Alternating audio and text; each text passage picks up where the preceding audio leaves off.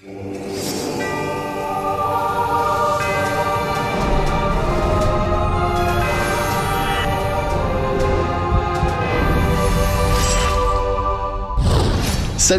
et bienvenue dans XP. Au programme de ce mois-ci, des critiques de RPG et des plateaux plutôt normaux et puis voilà. T'es sérieux là? Ouais, disons que maintenant on est mensuel les gars. Je veux dire, on a plus trop le temps de trouver des sketchs, faire les connards devant la caméra, tout ça, quoi. Je suis quand même un peu déçu, je voulais me mettre en slip. On va voir ce qu'on peut faire. En attendant, c'est les news.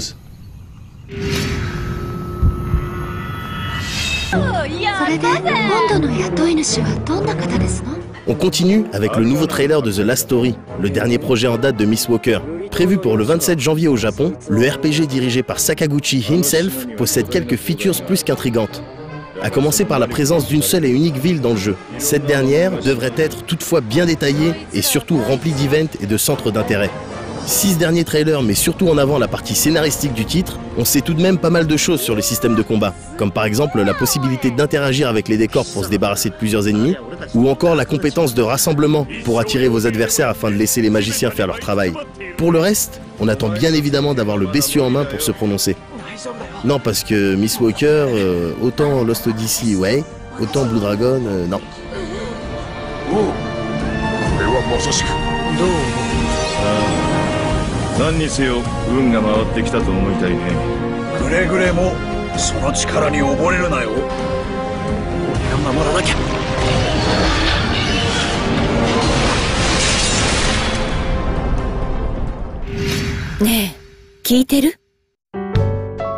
J'allais vous parler des annonces de sortie PSN des épisodes 1 et 2 de Parasite Eve, mais je me suis volé ma propre news pour la mettre dans 101%.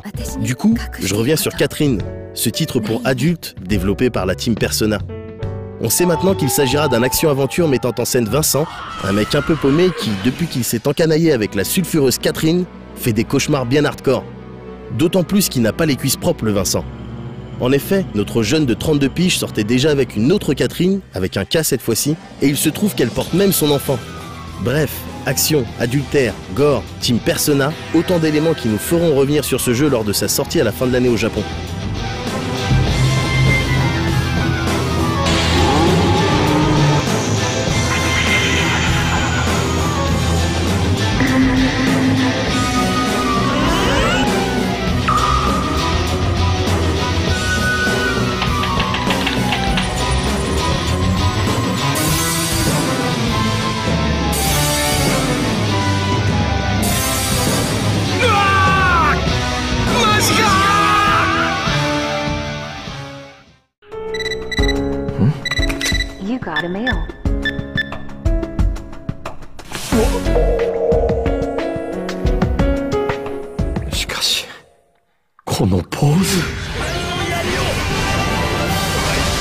Et parce que des fanboys de F1 un peu partout dans le monde, et apportera son lot de fanservice qui fait plaisir. 3 nouveaux persos ont été dévoilés jusqu'à maintenant. Lightning de FF13, Kane de FF4, et enfin Tifa, qu'on n'a plus vraiment besoin de présenter. En plus de tout un tas d'arènes supplémentaires, de nouveaux costumes et de nouvelles invoques, on aura ici le droit de solliciter l'aide d'un allié pendant quelques secondes durant le combat. Un principe qui devrait ajouter une couche stratégique supplémentaire à des affrontements déjà bien tendus.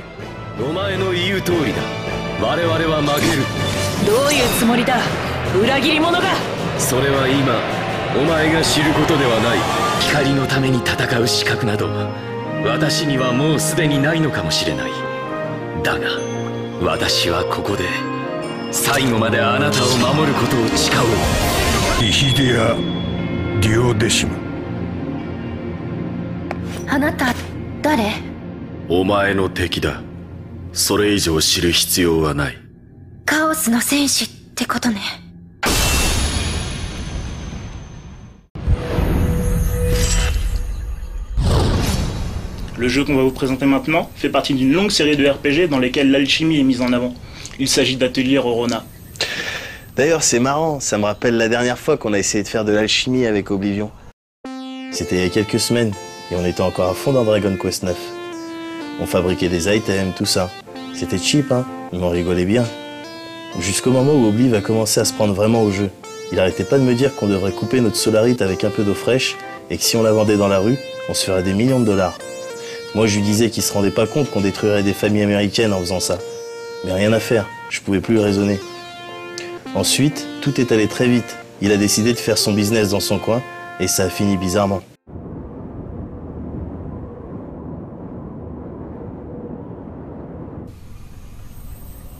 Tu crois que les gens vont saisir la référence à Breaking Bad? Je sais pas, mais remets un pantalon. J'ai un pantalon? C'est un collant transparent. Ah ouais, bien!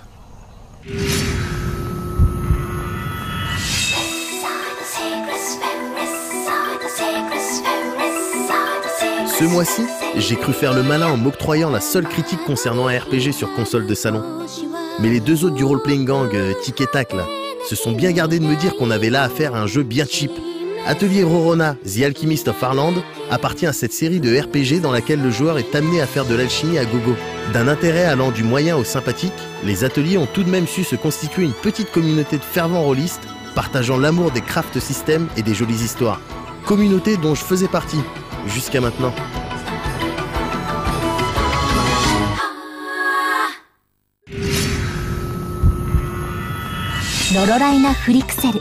Vous incarnez ici Rorona, une jeune alchimiste apprentie qui, à cause du caractère détestable de sa prof, se voit mise à l'épreuve par le roi d'Arland.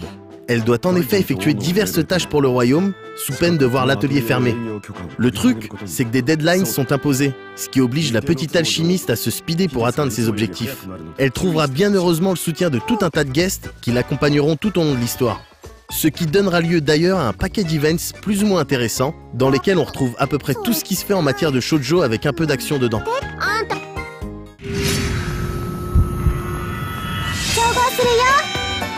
Atelier Rorona a donc pour thème principal l'alchimie.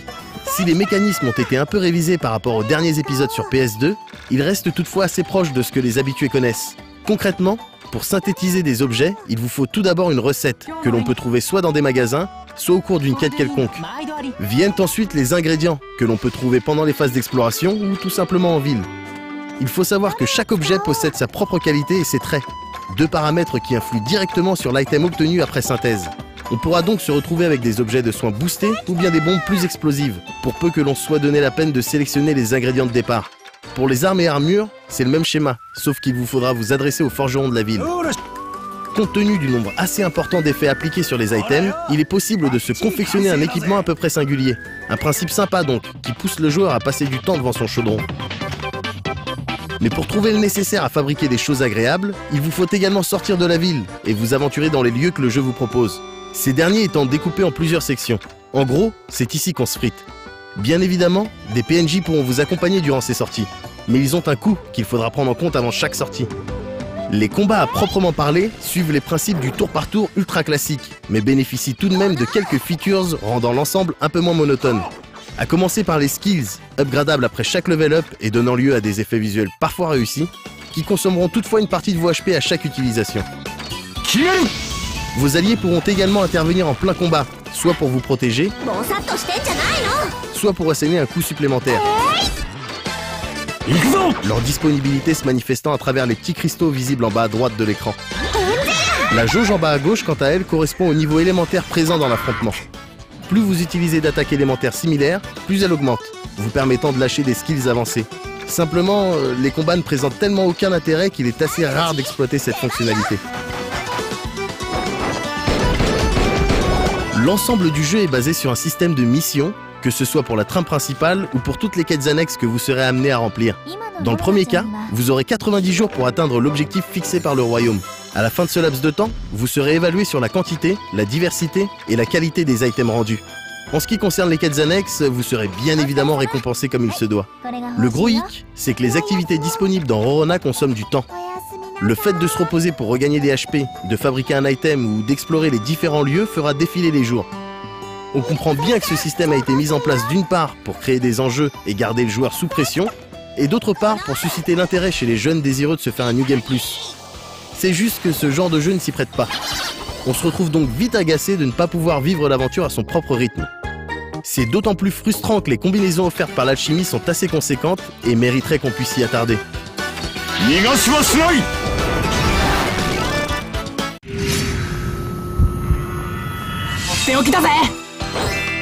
On peut dire qu'avec le passage à la 3D, la série phare de Gust a un peu perdu en qualité. Les différents éléments apportés au système d'alchimie n'étaient pas forcément indispensables et l'on se serait facilement contenté des principes présents dans les dernières versions PS2. Les combats quant à eux sont répétitifs et relativement médiocres d'un point de vue ludique, et l'ensemble graphique relève plus du cheap que d'autre chose. Restent les musiques qui font toujours leur petit effet, même aux joueurs les plus masculins. On attend de voir ce que donnera Atelier Totori, disponible au Japon depuis peu, pour savoir si la série a définitivement raté le coche des consoles HD.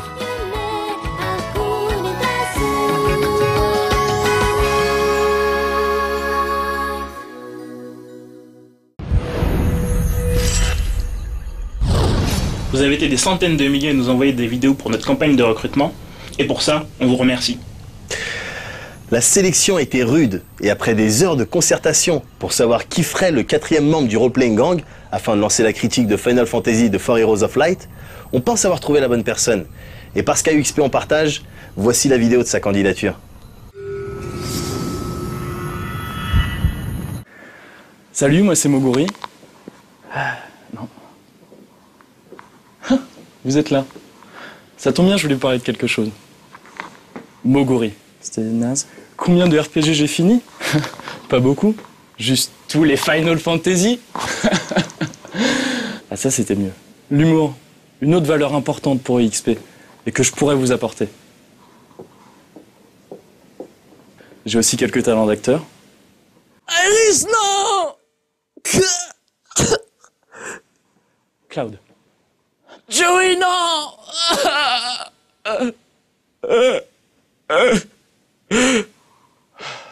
Suikoden 2.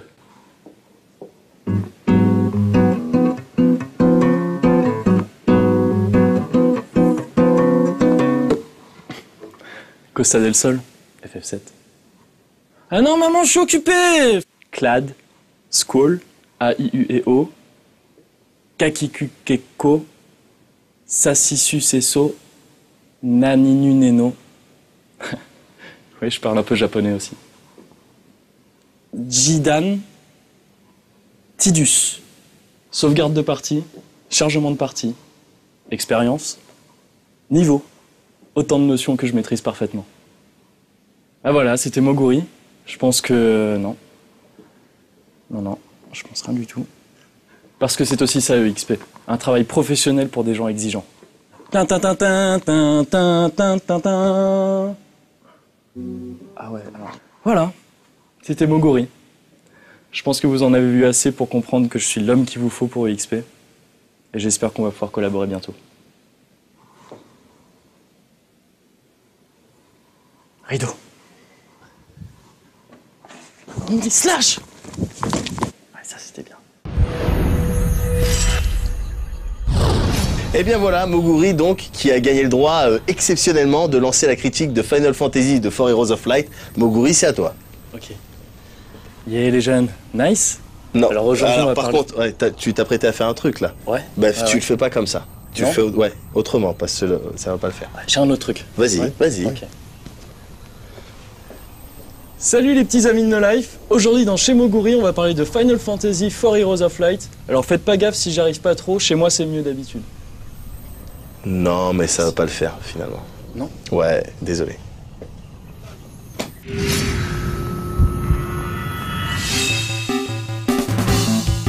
Renouer avec la sobriété des titres d'antan, voilà la volonté première de Final Fantasy de 4 Heroes of Light, disponible depuis peu chez nous.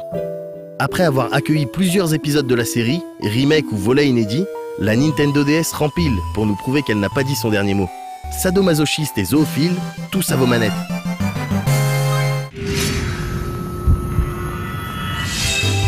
À contre-courant des sorties actuelles désireuses d'en mettre plein la vue, Square Enix a décidé d'offrir aux joueurs de la première heure un RPG qui ne s'embarrasse d'aucun artifice. À commencer par sa narration, plus proche des FF initiaux que des derniers volets. Le scénario sert uniquement de toile de fond. Les dialogues sont anecdotiques, mais l'avancée n'en reste pas moins agréable. L'histoire, somme toute fort traditionnelle, nous met dans la peau d'un jeune homme à l'aube de son passage à l'âge adulte. Le héros se voit confier la lourde tâche de sauver la fille du roi, enlevée quelque temps auparavant par une étrange sorcière. Une aventure palpitante commence alors. Du moins, c'est ce qu'on voudrait nous faire croire. Vous l'aurez rapidement compris, cet épisode ne comporte aucune originalité dans sa trame. Aucun ou peu d'indices vous est donné lors de la progression. Les événements s'enchaînent, tout comme les clichés qui, selon le degré d'implication du gamer, amusent ou irritent. Les situations maintes fois rencontrées dans nos jeux de rôle se bousculent et les activités proposées suivent un schéma plutôt classique. Discussion dans un village, petite balade sur la carte avant de finir par l'exploration d'un donjon menant au boss du lieu. Heureusement, malgré cette construction propice à une aventure relativement linéaire, le soft use de procédés venant briser une vitesse de croisière plus ou moins établie. Si le périple débute seul, de nouveaux personnages y prendront part assez rapidement pour se retrouver tous éparpillés aux quatre coins de la carte. Si vous avez toujours rêvé d'incarner secrètement un chat, un chien ou même une souris, ce nouveau Final Fantasy est fait pour vous. Après plusieurs heures de jeu à tenter de réunir tout ce petit monde et surtout retrouver une forme humaine, la progression devient plus accessible.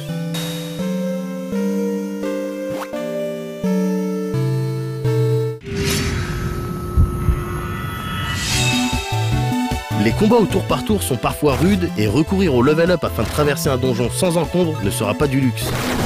Si vous décidez pourtant d'avancer tête baissée, les game over s'enchaînent, vous faisant perdre par la même occasion les précieux joyaux récupérés en fin de combat.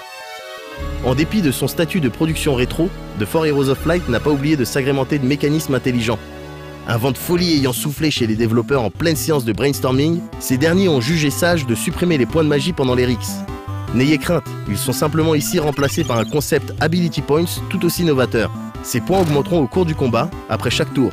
Grâce à eux, il sera possible d'avoir recours à la magie, chaque sortilège possédant un coup précis en AP. La patience et une bonne gestion de votre stock seront donc la clé de la victoire.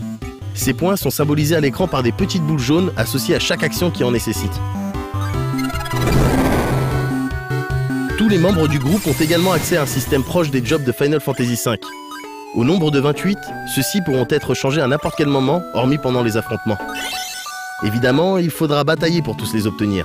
Si certains se récupèrent obligatoirement durant la trame principale, d'autres demandent que l'on effectue des actions précises au cours de quêtes parfois fastidieuses, les plus intéressants étant comme toujours les plus difficiles à dénicher.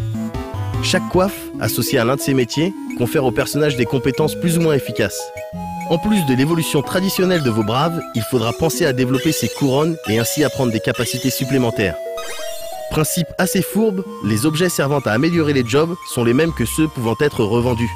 C'est d'ailleurs l'un des rares moyens de gagner quelques deniers que l'on investira dans un équipement de meilleure qualité, lui aussi upgradable à l'aide des joyaux. À vous de faire le bon choix et de privilégier l'achat d'une nouvelle épée ou l'apprentissage d'une aptitude.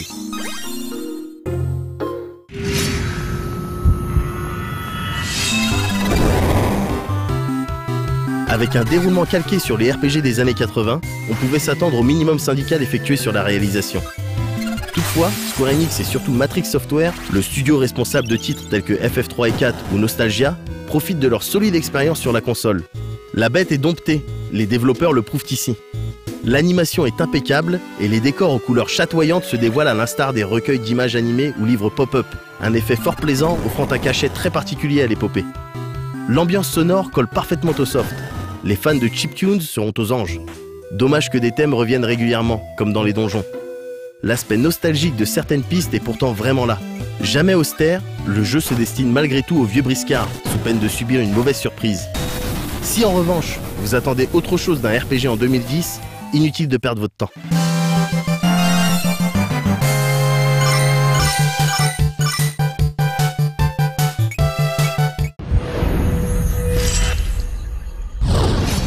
Dans XP, on aime aussi l'import. C'est la raison pour laquelle ce mois-ci, on a décidé de critiquer Etrian Odyssey 3, un jeu dans lequel on peut avoir un ninja. Ouais, enfin, tu peux surtout avoir la classe pirate. La classe ninja aussi. Hein. Non, enfin, je veux dire au niveau des classes. Ouais, la meilleure classe. La classe. Pirate. Attendez. Pirate. Ça sert carrément à rien de s'embrouiller les mecs. De toute façon, dans Etrian Odyssey 3, tu peux avoir la classe pirate ninja. C'est qui lui au fait?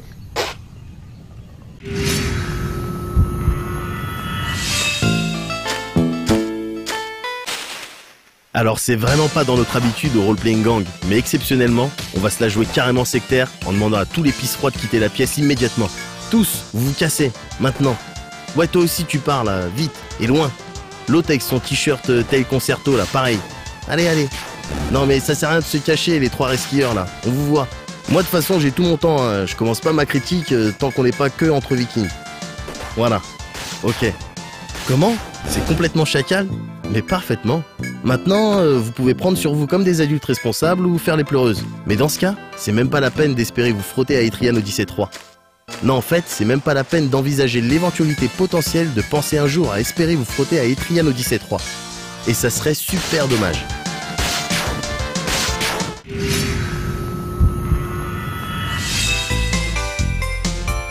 Certains prétendent qu'Etrian Odyssey 3 raconte l'histoire de la ville populaire d'Armor Road, qui mobilise toutes ses forces pour explorer le labyrinthe mystérieux qui s'étend sous ses fondations.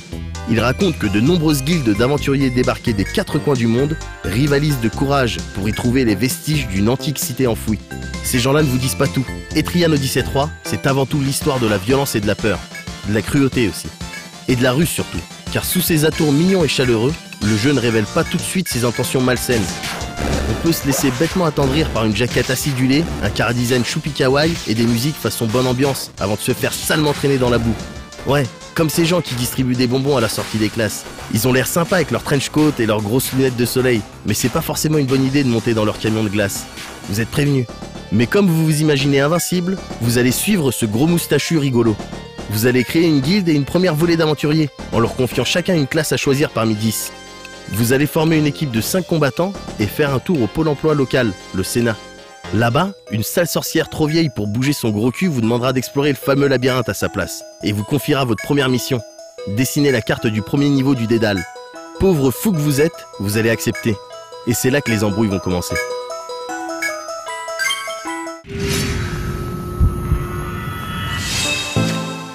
Comme dans les précédents épisodes de la série, l'exploration de l'unique donjon du jeu se fait en vue subjective. On se perd donc très facilement dans ces couloirs tortueux et remplis de pièges. Heureusement, l'écran inférieur de la DS affiche une carte avec toutes les indications nécessaires. Enfin, en réalité, il affichera ce qu'on veut bien y dessiner, puisque la cartographie des lieux repose entièrement sur le joueur. Vous pourrez donc vous la jouer sérieux en notant tout dans les moindres détails grâce à plusieurs icônes prévues pour ça. Ou bien tracer des signes cabalistiques en espérant activer des cheat codes ésotériques. C'est vous qui voyez. Juste, nous on a testé, ça marche pas. Cette feature traditionnelle de la saga a ses côtés un peu lourdingues, mais elle contribue à installer une ambiance de survie intense qu'on retrouve dans peu de productions. Une ambiance qui passe aussi par une difficulté générale carrément élevée. Indiquée par l'icône située en bas à droite de l'écran supérieur, les combats interviennent fréquemment et ne pardonnent pas. Rythmés par un système de tour par tour très classique, ils sont durs et nécessiteront, surtout au début du jeu, une attention particulière, sous peine de virer dans le bizarre très vite. Les habitués de la série savent à quoi s'attendre et géreront leurs premières heures sans trop de problèmes. Mais les néophytes risquent de se manger quelques game over bien cinglants avant de pouvoir profiter de la fonction auto-battle pour expédier les bastons aléatoires. Les FOE se chargeront à ce moment-là de leur rappeler qu'ils jouent pas un RPG de danseuse. Véritable cauchemar sur pattes, en quantité variable, au niveau des pattes. Ces monstres surpuissants sont visibles sur la carte et traquent le joueur sans relâche, en se déplaçant en même temps que lui. Ils pourront même s'inviter dans un combat déjà entamé, sans rien demander à personne, pour décimer une équipe pourtant bien solide, vite fait bien fait. Le genre d'expérience traumatisante qui peut pousser une personne parfaitement saine d'esprit à finir ses jours dans sa chambre à écouter du Joy Division en louchant dangereusement sur une lame de rasoir. Au début, et par début on entend un bon paquet d'heures, le seul salut sera la fuite, qui reste ici tout à fait digne. Ensuite, il sera éventuellement possible de revenir foutre des claques à tous ces impertinents, mais ça passera impérativement par une gestion très rigoureuse de son équipe. Il faudra d'abord tâcher de cerner le rôle de chaque job pour trouver des combinaisons viables et surtout veiller à bien répartir les points de skill gagnés à chaque niveau. En sachant qu'il est impossible de tout débloquer pour un personnage et que certaines capacités ne se débloquent qu'après en avoir fait évoluer d'autres, il est impératif de ne gaspiller aucun point. En cas de cafouillage, il sera toujours possible de les remettre à 0, mais en perdant tout de même 5 précieux niveaux difficilement regagnés. Et ça se complique avec l'apparition des sous-classes, qui en plus de nous permettre de contrôler un fucking ninja pirate, poussent la gestion de team à son paroxysme. D'autant qu'il faudra aussi garder un œil sur les limites skills, des attaques puissantes en coopération, utilisables en remplissant une jauge spéciale. Là par exemple, Moguri se fait un truc à 3 avec Sacha et Katia. Le chien. Et tout ça dans un contexte complètement extrême et austère qui imposera de très nombreux allers-retours entre les donjons et l'auberge ou des séquences de farming intenses partagées entre la récolte de loot et de matières premières. Remplir les quêtes optionnelles proposées au bar est aussi une bonne idée. Les objets obtenus pourront ensuite être revendus au magasin pour une misère et débloqueront de nouveaux items hors de prix. L'offre et la demande? De grosses salopes, ouais. Mais il faudra faire avec pour espérer venir à bout des 25 étages du donjon, divisés en 6 strates de plus en plus hostiles. Et ceux qui préfèrent l'amour en mer pourront explorer les alentours marins d'Armorode pour y pêcher, découvrir des trésors ou des pirates. Il suffira pour ça de nommer un bateau, le nôtre c'est le Loveboat et il transpire la classe, et de payer une cargaison qui déterminera le nombre de déplacements disponibles avant le retour au port. Une alternative reposante à l'exploration de donjons qui permettra quand même de débloquer des boss spéciaux, tuables en coop local ou en solo avec des PNJ fournis par le jeu. De quoi rallonger la durée de vie d'un jeu qui était déjà bien fourni de ce côté-là, avec son New Game Plus et ses 2 jobs bonus.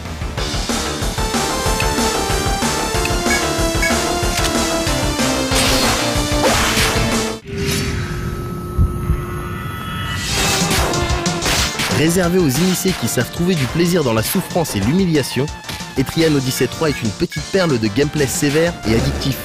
En modifiant les classes des 2 premiers épisodes et en ajoutant les sub-jobs et l'exploration marine, il saura motiver ceux qui ont déjà donné 2 fois et s'impose sans conteste comme le meilleur épisode de la série. Les indécis qui n'avaient pas encore fait le pas ont tout intérêt à commencer par celui-ci, d'autant qu'il n'est pas vraiment lié scénaristiquement à ses aînés. Et puis les autres, ceux qui n'osent pas, les flippettes en fait, bah normalement elles sont plus dans la pièce, donc on s'en fout. Mais c'est quand même des grosses flippettes.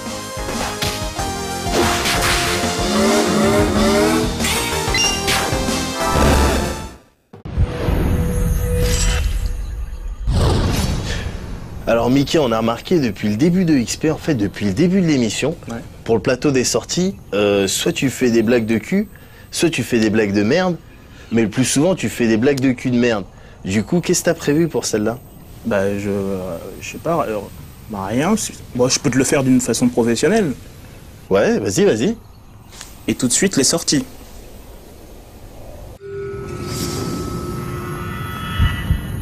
Non, merde, Mickey, t'as vu, je vais pas faire ça. Si, tu vas le faire, c'est la première, tu vas le faire. 18 âges, ça se Oui, et bah t'as un super tuteur avec toi, donc tu te débrouilles, vas-y, dépêche-toi.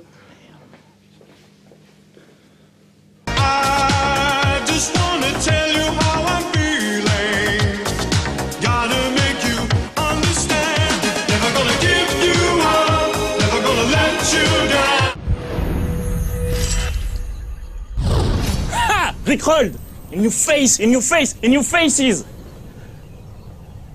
Voilà. Oh là là là là là là, le vieux mème, mais ça date de 2001 ça, c'est qu'est-ce... T'es cru dans le podcast ou quoi là?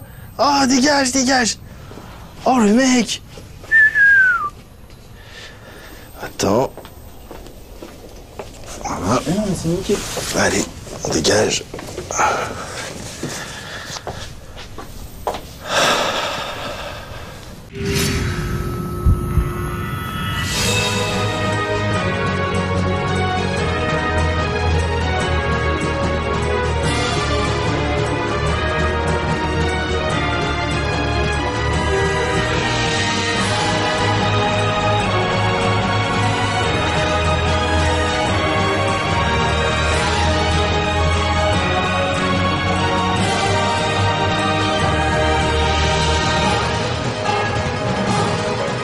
唯一無二の名作、その魂が再びプレイステーションポータブルに宿る。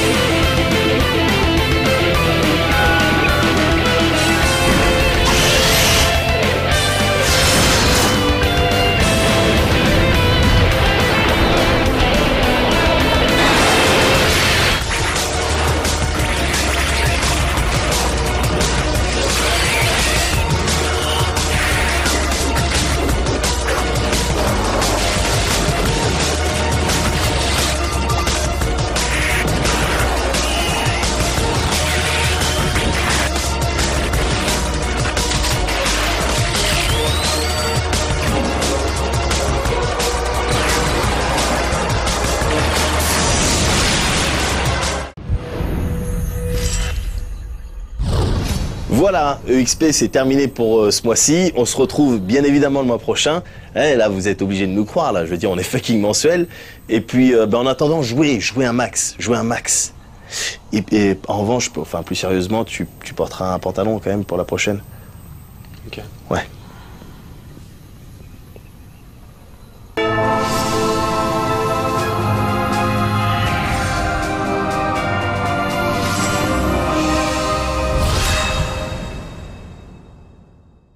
Karma police, never gonna give you up, never gonna let you down, never gonna turn around and desert you. Rick Rold.